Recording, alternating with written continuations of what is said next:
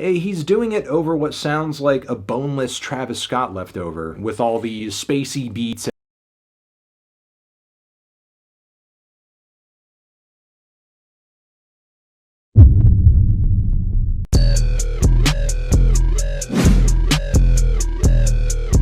Hi, everyone. YouTube! Lil Tecca Dopamine album review from Anthony Fantano. Anthony, if you disrespect my album, I'm gonna disrespect you. Look at the face you making. On your high horse. Like you just know music. Now, let me not judge too prematurely, okay? He disrespected your goal. He said something bad? Don't tell me what he said. But I just want to see. Hi, everyone. Hot A 5-minute review. He usually be talking about like 12 minutes. Tano here, the internet's busiest music nerd, and it's time for a review of this new Lil Tecca album, Dopamine. Here we have the newest full-length LP from New York rapper Lil Tecca, which, believe it or not, is his 5th full-length commercial album, and his catalog is even larger when you take into account his breakout mixtape in 2019, the EP run he had in 2020, and I'll be honest, if you dig into my Tecca reviews up until this point, I have not had a lot of glowing stuff to say about his music.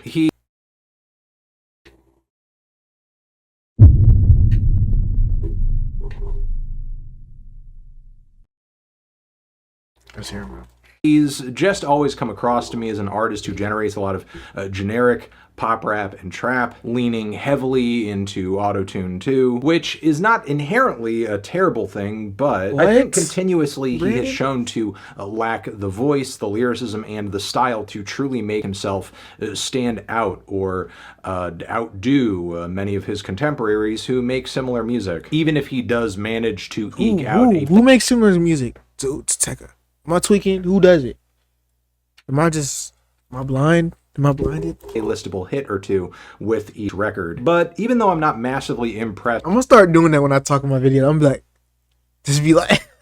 See if you might notice. With Tecca's output or abilities up until this point, I do have to give some credit where it's due, because Tecca has been nothing if not consistent up until this point. He's also outlasted many of his peers who had viral blowups around the same time as him, and it's commendable that he's been able to navigate the music industry so successfully over the past 5 years, even though he broke through it at such a young age. Again, Tecca is currently 5 albums into his career, and he's only 22. And after so much time, we are actually beginning on this new album to hear some notable development outside of...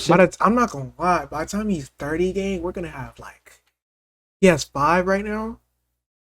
Bro, like at least...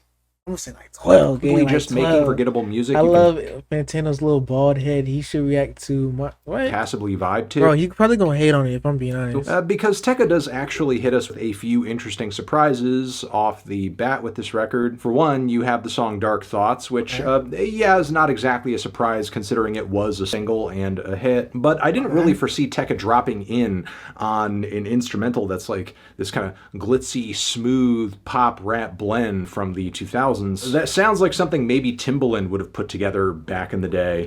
Who's Timbaland? This thing is ready for the club, and it's actually got some catchy refrains on it too. I don't even recognize myself from last year. Then we have the second track on the record, Awa. Hit that note though, Anthony. Awa, which features a very prominent Video Killed the Radio Star sample. It's kind of a dreamy psych trap piece with some very chill flows that I would... Sounds like he's liking it, guys. I do think the Fantano sample goes quite a long way in terms of making the instrumental a little bit more of an earworm. There are also some deep cuts on the record that took me by surprise a little bit, like the late night drive synth funk grooves of Favorite Lie, which Tecca's auto-tuned leads work on top of better than expected. We also have the heavy horn-backed aggressive trap instrumental that's on Boys Don't Cry, which is definitely a welcome change of pace from the much sleepier songs surrounding this track. But outside of cuts like the...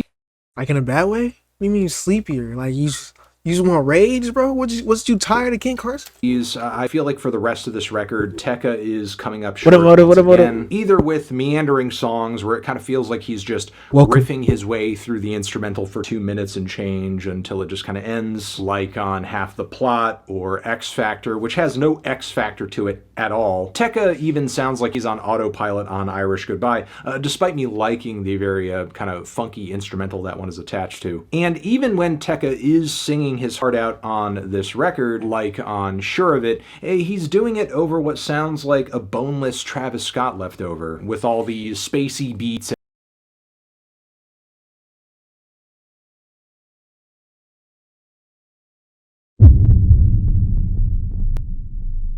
and derivative moaning auto-tune background vocals. So yeah, the thrills on this record sadly drop off pretty quick, and we once again find Tecca hopping on instrumentals and musical trends that he fails to spin into anything personal or specific or interesting, most notably the rage type cuts on here, like One Night, as well as Tic-Tac-Toe, which features Ken Carson, who I actually thought was like Playboy Cardi using AI maybe on his voice until I actually heard who was on the song. So yeah, not only does Lil Tecca fail to do anything interesting with these sounds, with these ideas, but there's so little focus and direction and style to this album overall. It's just kind of like a compilation of random things that Tecca does to varying degrees of quality. I mean, he even fails to follow through on kind of peppering the entire album with these kind of interesting tongue-in-cheek deep-voiced radio drops where you're hearing the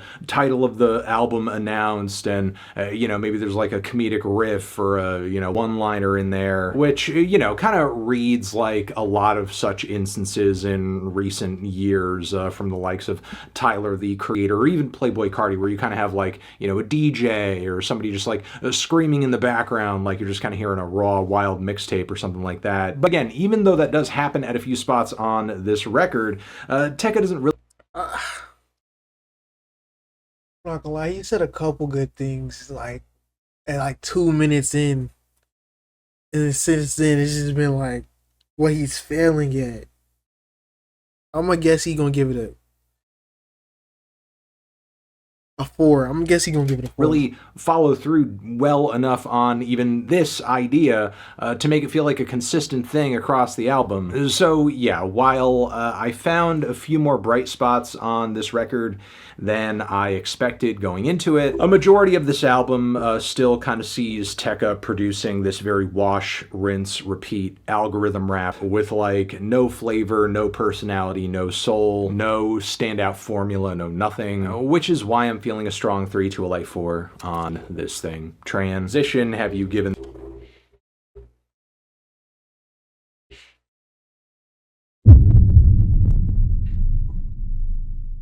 Good morning and good night. I wake up in twilight. It's gonna be all